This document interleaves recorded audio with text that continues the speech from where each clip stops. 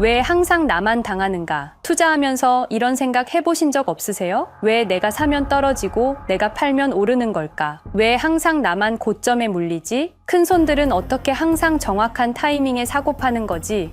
리플 투자자라면 이 느낌 더 강하게 느끼셨을 겁니다. 2020년 12월 22일, 당신은 차트를 보면서 생각했겠죠. 조금 더 오르면 익절해야지. SEC 소송, 시간이 좀 걸리겠지. 천천히 지켜보자. 그날 밤 9시 30분 SEC 기소 발표. 당신은 이미 패닉 상태. 팔아야 하나, 홀드해야 하나 고민하는 사이 가격은 반토막. 결국 손절했거나 아니면 지금까지 물려 계시거나. 그런데 말이죠. 그날 밤 누군가는 달랐습니다. 누군가는 기소 발표 30분 전에 이미 다 팔았습니다. 누군가는 폭락 직후 정확히 바닥에서 주워 담았습니다. 코인은 역시 운빨이야. 정말 그럴까요? 한두 번도 아니고 같은 패턴이 계속 반복됩니다. 2018년 이더리움은 증권이 아니다. 판결. 당신이 소식을 듣기도 전에 이미 누군가는 매수가 끝났습니다. 2020년 리플 기소. 당신이 알기도 전에 이미 누군가 매도를 완료했습니다. 2025년 트럼프 정부는 암호화폐 친화 정책을 펼칩니다. 이때 당신은 뉴스 보고 매수를 시도하지만 이미 가격은 2배입니다. 왜 항상 당신은 한 발 늦을까요? 운이 없어서, 정보를 늦게 봐서, 판단이 느려서도 아닙니다. 애초에 게임의 룰이 달랐던 겁니다. 당신은 공개된 정보를 보고 투자하지만 그들은 공개되기 전에 이미 알고 있습니다. 당신은 시장을 예측하려고 하지만 그들은 시장을 만듭니다. 당신은 게임을 하고 있다고 생각합니다. 하지만 실제로는 당신이 게임의 일부였던 거죠. 5년의 시간 동안 추적했습니다. 누가 미리 알고 있었는지, 어떻게 알 수 있었는지, 그리고 왜 아무도 처벌받지 않는지 드디어 답을 찾았습니다. 그 답은 당신이 상상했던 것보다 훨씬 더 충격적이었습니다. 이제 우리는 선택해야 합니다. 계속 모른 척 투자할 것인지 아니면 진짜 게임의 룰을 알고 싶은지. 여러분, 제가 오늘 들려드릴 이야기는 단순한 투자 실패담이 아닙니다. 이것은 21세기 가장 정교한 금융 암살 사건에 관한 이야기입니다. 2020년 12월 22일 오후 우리가 투자했던 리플이 하루아침에 반토막이 났습니다. 당시 리플은 63% 급락했습니다.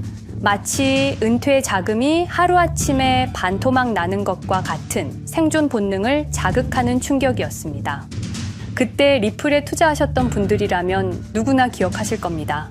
누군가는 그날 하루 만에 수천만 원을 잃었고 어떤 이는 수억이 사라지는 걸 그저 눈 뜨고 지켜볼 수밖에 없었습니다. 그리고 그날부터 진짜 전쟁이 시작됐습니다. 그때는 우리가 잘못 판단한 줄 알았습니다. 하지만 5년간 추적한 결과 알아낸 진실은 이것은 우연이 아니었습니다. 누군가 치밀하게 계획한 암살이었습니다. 먼저 왜 누군가가 리플을 없애려 했는지 이해해야 합니다. 스위프트라는 시스템을 아시나요? 현재 200여 개국 11,000개의 금융기관이 사용하는 글로벌 송금 네트워크입니다. 벨기에에 본부를 두고 있지만 실질적으로는 미국이 완전히 통제하고 있습니다. 스위프트가 왜 무서운 권력이라고 말을 하냐면요. 2012년 이란 핵제재 때 이란 은행들을 스위프트에서 완전 퇴출시켰습니다. 그 결과로 이란의 경제는 즉시 붕괴가 됐죠. 그리고 2022년 러시아의 우크라이나 침공 후 러시아 주요 은행들도 스위프트에서 퇴출됐는데 그 직후 바로 러시아의 루블화는 30% 이상 폭락했습니다. 즉, 스위프트에서 쫓겨나면 그 나라는 국제거래에서 완전히 고립됩니다. 그런데 리플은 이 모든 것을 우회할 수 있었습니다. 며칠 걸리던 송금이 리플에선 5초면 끝났습니다. 기존엔 몇만 원씩 들던 수수료가 1원도 안 들었습니다. 거기다가 중개은행까지 불필요했습니다. 그리하여 2017년 리플의 위력이 증명되었습니다. 일본 SBI 그룹, 뱅크 오브 아메리카, 산탄데르 은행 등 200개 이상 금융기관이 리플 파트너십을 검토했습니다. 연간 200조 원 규모의 국제 송금 시장에서 리플이 스위프트를 완전히 대체할 수 있다는 것이 증명된 순간, 바로 이때 누군가에게는 생존 위기가 된 것입니다. 리플은 단순한 암호화폐가 아니었습니다. 리플은 미국이 전 세계를 통제하는 금융무기인 스위프트에 대한 직접적인 도전이었습니다. 스위프트는 돈의 흐름을 틀어쥔 지배의 손길이었습니다. 핵보다 강한 권력, 바로 통화망입니다. 리플 사건을 파헤치다 보니 소름 끼치는 단서들이 발견되기 시작했습니다. 첫 번째 단서, 완벽한 타이밍의 미스터리. 2020년 12월 22일의 타이밍을 분석해 보겠습니다. 12월 22일 오후 9시 30분, SEC 의장 제이 클레이튼은 임기 마지막 12시간을 남기고 전격적으로 리플에 대한 기소를 발표합니다. 그 다음 날인 12월 23일, 제이 클레이튼은 SEC 의장직에서 사임하죠. 충격적이게도 바로 다음 날, 제이 클레이튼은 월리버 에셋 매니지먼트라는 헤지펀드의 자문 역할로 합류하게 됩니다. 월리버 에셋 매니지먼트는 당시 리플과 라이벌 구도를 형성하고 있던 비트코인과 이더리움에 우리 돈 8천억이라는 거액을 투자한 회사였습니다. 그런데 클레이튼은 리플을 기소한 바로 다음 날 이 회사의 자문이 되었습니다. 두 번째 단서, 이더리움 특혜의 진실.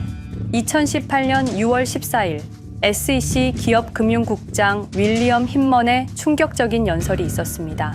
현재 이더리움의 제공과 판매는 증권 거래가 아니라고 본다. 그런데 힌먼은 SEC에 오기 전 심슨 대처라는 로펌에서 근무했는데 이 로펌은 이더리움 엔터프라이즈 얼라이언스 멤버였습니다. 더욱이 SEC, 재직 중에도 해당 로펌으로부터 상당한 수입을 유지하고 있었습니다. 반면 리플은 리플 CEO가 직접 만나서 명확한 지위를 요청했지만 시간이 더 필요하다며 3년을 더 기다리게 했습니다. 세 번째 단서, 결정적 발견. 가장 충격적인 단서를 발견했습니다. 2020년 12월 22일 리플 기소 발표 직전에 누군가 대량의 리플 매도 주문을 넣었다는 정황이 포착되었습니다. 마치 미리 알고 있었다는 듯이 말입니다. 이 흔적들을 추적하던 중 예상치 못한 곳으로 연결되었습니다.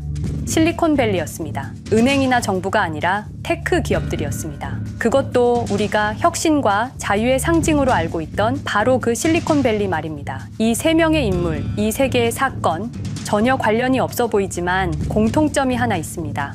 모두가 실리콘밸리 금융 네트워크와 직접 연결되어 있었다는 겁니다.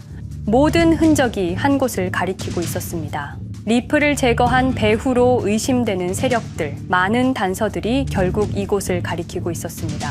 바로 페이팔 마피아라는 이름의 거대한 네트워크였습니다. 2002년 10월 3일 페이팔이 이베이에 매각되었습니다. 이때 페이팔을 퇴사한 50명 중 38명이 새로운 기업을 창업하거나 거대한 투자를 시작했습니다. 그들은 서로 관계를 꾸준히 유지하면서 창업한 기업에 서로 투자하고 때로는 동업하면서 상호 성장하는 거대한 네트워크를 만들어냈습니다. 2025년 현재는 우리나라의 GDP보다 큰 규모의 자산을 움직이는 네트워크가 되었습니다.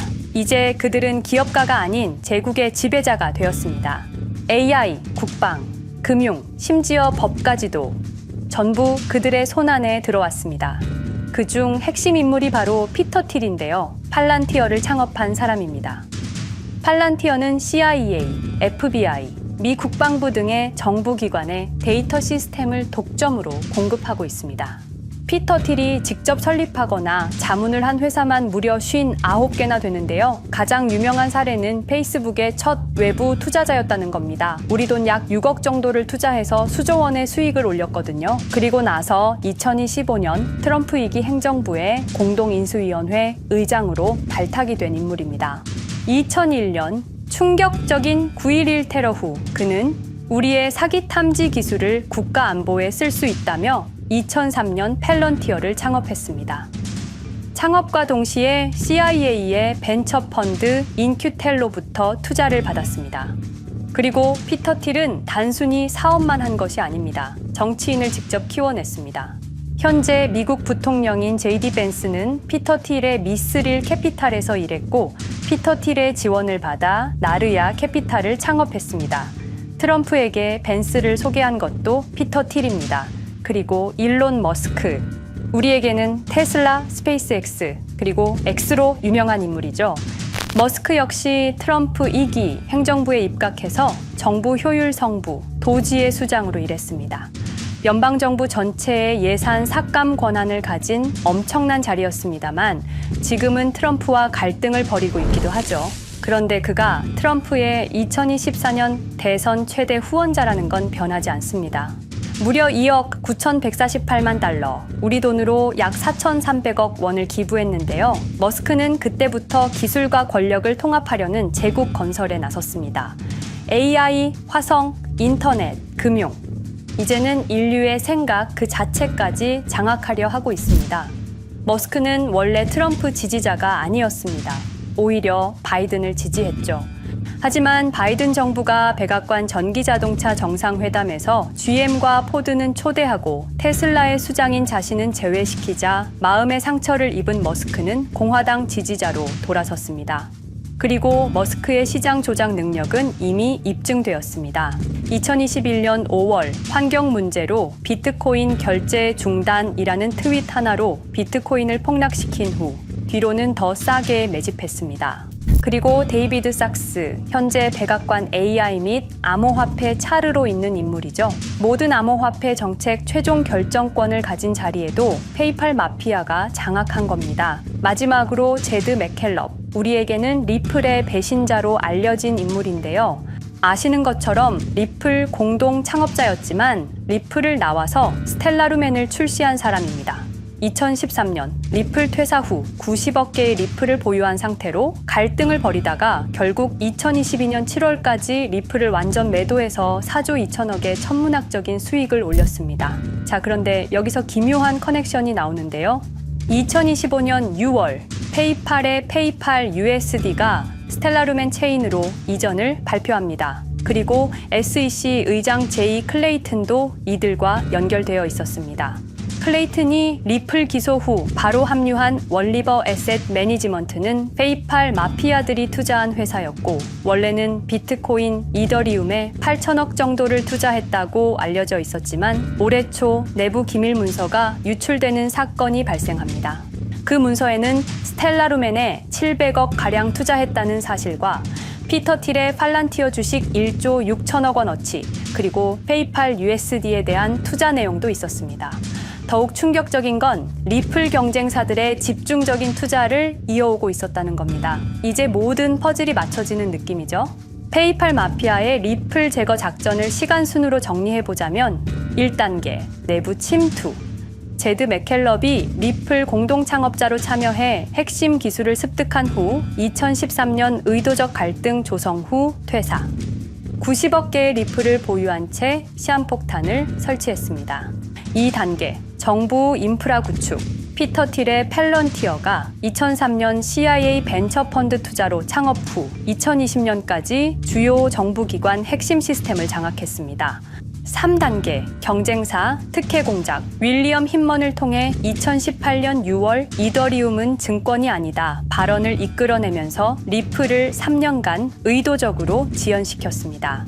4단계, 마지막 일격. 제이 클레이튼이 임기 마지막 12시간 전에 리플을 기소한 후 다음 날 사임, 바로 그 다음 날 리플 경쟁사에 투자하는 회사의 자문으로 합류했습니다. 5단계, 대체제 준비. 2023년 8월 페이팔 USD 스테이블 코인을 출시하고 2025년 6월 제드의 스텔라 블록체인으로 확장을 발표했습니다. 제드의 리플 매도 자금이 스텔라 개발에 투입되었습니다. 6단계, 정치권 완전 장악. 데이비드 삭스가 모든 암호화폐 정책 최종 결정권을, 일론 머스크가 정부 예산 삭감 권한을, 피터 틸이 트럼프 인수위원회 공동의장직을 차지했습니다. 동시에 테크 기업들의 로비 활동도 급증했습니다. 메타는 2024년 역대 최고 금액인 2,443만 달러를 로비로 지출. 메타의 로비스트는 2016년 31명에서 2024년 65명으로 증가했는데요. 의원 8명당 로비스트 1명을 붙인 꼴입니다. 아마존은 의원 6명당 1명씩 담당 로비스트가 붙을 정도로 규모를 확대했고요. 7단계, 경쟁 세력 완전 제거. 데이비드 삭스가 백악관 정책 담당자로 취임한 지 2주 만에 리플이 지난 수년간 워싱턴에 배치해 놓은 주요 로비스트들이 하루아침에 모두 축출되었습니다. 공식적인 이유는 이해관계 충돌이었지만 실제로는 경쟁 세력 제거 작전이었습니다. 이로써 리플을 대변할 수 있는 마지막 정치적 통로마저 완전히 차단되었습니다. 페이팔 마피아의 계획은 리플 공격이 끝이 아니었습니다. 현재 새로운 타겟을 노리고 있습니다. 그리고 그 타겟은 단순한 암호화폐가 아닙니다. 그건 머스크조차 경계할 수밖에 없는 존재, 통제 불가능한 AI 코인이었습니다. 리플에 대한 공격이 성공한 것처럼 보이지만 그들이 아직 해결하지 못한 하나의 문제가 남아 있습니다. 한 AI 코인이 일론 머스크의 테슬라 AI와 XAI를 위협할 수 있는 기술력을 가지고 있다는 것입니다. 그래서 전략이 바뀌었습니다. 죽일 수 없으면 소유하자. 머스크가 이 코인을 경계하는 증거들이 몇 가지 있는데요. 지난 6개월간 머스크의 행동 변화가 포착되었습니다. XAI에 대한 급격한 추가 투자 발표가 이어졌고 테슬라 AI 개발 속도를 급격히 가속화시키고 있습니다. 그리고 특정 AI 기술에 대한 부정적 언급이 증가하고 있는데요. 이 AI 코인은 현재 진짜 AGI 구현이 가능한 탈중앙화 AI 네트워크를 구축하고 있고 초당 수십억 단위의 연산을 처리할 수 있는 진짜 분산형 뉴럴 네트워크 기반입니다. 수백만 개의 노드가 연결된 분산 뉴럴 네트워크, 테슬라도 메타도 이 기술만큼은 아직 구현하지 못했습니다. 현재 기술로는 단 하나뿐입니다. 그러나 시가총액은 테슬라의 500분의 1 수준으로 그들이 매집을 멈추지 않는 이유입니다. 2025년 초, 이 코인의 공식 계정이 X 플랫폼에서 노출 차단된 정황이 포착됐습니다. 광고 계정도 중지됐고 해당 코인에 대한 설명 영상들도 순식간에 사라졌습니다. 이유는 머스크의 경쟁이 될 수 있는 유일한 AI였기 때문입니다. AI는 이제 권력을 쥐는 자가 인류의 사고를 설계할 수 있는 시대의 열쇠입니다. 머스크가 이 코인을 완전히 소유하게 되면 그의 AI 제국은 완성될지도 모르겠습니다. 하지만 문제가 있습니다. 그들은 이 AI 코인을 죽이지 않았습니다. 그 대신 가격을 철저히 짓눌렀습니다. 검색에서는 사라졌고 알고리즘은 배제했습니다. 누군가는 관심 없는 프로젝트라고 말합니다. 하지만 진실은 정반대입니다. 지금도 머스크와 페이팔 마피아의 자금이 그 코인으로 조용히 흘러 들어가고 있습니다. 가격이 낮은 건 무가치해서가 아니라 그들이 싸게 사고 있기 때문입니다. 그런데 이 AI 코인의 정체를 여기 유튜브에서 공개하려 했지만 치명적인 문제를 발견했습니다. 2005년 페이팔의 웹 디자이너와 개발자들이 동영상 공유 서비스를 만들었는데 그게 바로 지금 여러분이 보고 계시는 유튜브입니다. 체드 헐리, 스티브 첸, 자베드 카림, 유튜브 창립자들도 모두 페이팔 출신입니다. 게다가 일론 머스크는 현재 X를 소유하고 있습니다. 이러한 플랫폼들에서 그들의 AI 제국을 방해하는 정보를 공개하면 검열당할 위험이 있습니다. 그런데 제가 이 코인의 정체를 세상에 폭로한 게 이번이 처음이 아닙니다. 어떤 이유에선지 그 영상은 삭제되었고 이후 채널도 더는 운영할 수 없게 되었습니다.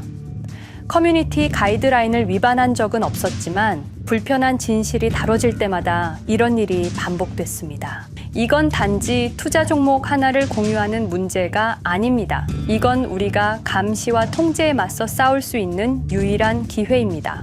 영상의 댓글란에 저항이라고 두 글자를 남겨주시고 010-5528-2156 이 번호로 저항 두 글자만 문자로 보내주세요. 그럼 당신은 지금 머스크가 검열하고 페이팔 마피아가 조용히 매집 중인 그 AI 코인의 정체를 가장 먼저 알게 될 것입니다. 우리는 지금 역사의 분수령을 지나고 있습니다. 진정한 탈중앙화 금융이 실현될 뻔했지만 페이팔 마피아의 방해로 더 강력하고 교묘한 지배자들이 통제하는 세상이 오고 있습니다. 페이팔 마피아가 완성하려는 새로운 세계는 팔란티어를 통해 모든 거래를 실시간으로 감시하고 페이팔의 페이팔 USD를 통해 정부 마음대로 계좌를 동결시킬 수도 있고 차세대 스위프트를 통해 우리의 거래를 통제하고 AI 기술 독점을 통해 인류의 사고방식마저 장악하려는 겁니다. 하지만 완전히 포기하기엔 너무 이릅니다. 왜냐하면 진실을 아는 사람들이 늘어나고 있고 브릭스가 여기에 대한 대안을 만들고 있으며 리플의 기술적 우수성은 여전히 변하지 않았고 아직 머스크가 완전히 통제하지 못한 진짜 AI 혁명의 씨앗인 이 코인이 남아있기 때문입니다. 규제 환경이 바뀌고 진실이 밝혀지면 리플은 언제든 재평가받을 수 있습니다. 리플 홀더들이 당한 것은 개인 투자 실패가 아니었습니다. 이것은 21세기 금융 권력 투쟁에서 일어난 결정적 전투였습니다. 리플은 비록 일시적으로 억압받고 있지만 진정한 탈중앙화 기술은 결코 사라지지 않습니다. 하지만 이 전쟁은 아직 끝나지 않았습니다. 우리가 아무것도 하지 않으면 그들은 모든 것을 가져갈 겁니다. 머스크와 페이팔 마피아는 이 시대 최고의 지배자들입니다. 하지만 그들도 막지 못하는 단 하나가 있습니다. 바로 진실을 알아버린 개인들입니다. 우리는 지금 그들에 맞설 수 있는 거의 유일한 순간에 서 있습니다. 한 통의 문자, 그것은 단순한 신호가 아닙니다. 지금 움직이는 자만이 미래를 차지할 수 있습니다. 지금까지 이 긴 이야기를 들어주셔서 감사합니다. 제가 말씀드린 모든 것들은 사실을 기반으로 하며 대부분 공개된 기록들입니다. 기억하십시오. 우리가 침묵하는 순간 그들의 승리는 완성됩니다. 리플은 억압받았지만 그 정신은 살아남았습니다. 그리고 언젠가 진짜 자유로운 AI가 세상에 다시 등장할 그날까지 우리는 싸움을 멈추지 않을 것입니다. 010-5528-2156 이 번호로 저항 두 글자만 문자 보내주세요. 이 정보는 지금 공개적으로 전할 수 없습니다. 저항이라는 신호를 보내주신 분들께 제가 직접 확인 후 순차적으로 보내드리겠습니다. 당신의 작은 선택이 우리 모두의 미래를 바꿀 수 있습니다. 지금이 바로 우리가 다시 시작할 순간입니다. 저항에 동참해주세요.